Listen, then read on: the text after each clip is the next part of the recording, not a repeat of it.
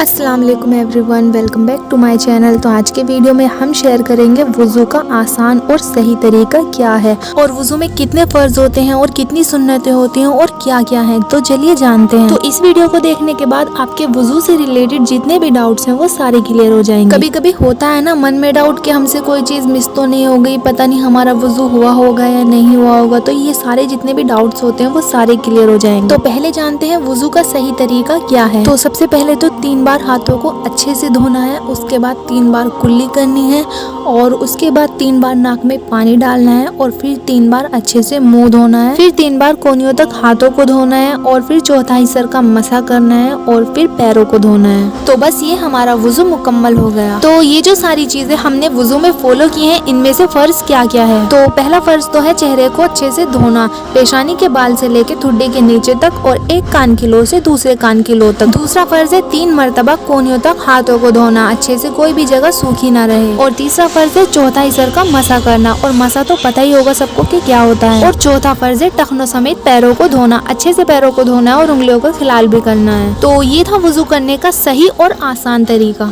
और इन 4 फर्जों को छोड़कर बाकी जितने भी स्टेप हमने वुज़ू में किए हैं वो सारे सुन्नत में आ जाते हैं। जैसे कुल्ली करना, नाक में पानी डालना, ये सब सुन्नत में आता है। और बहुत से लोग ये भी बोलते हैं कि वॉश बेसिन पे खड़े होके वुज़ू नहीं होती, और अगर औरतों के सर पे दुपट्टा ना हो तो भी वुज़ू नहीं होती। तो क्या ये बात सही है?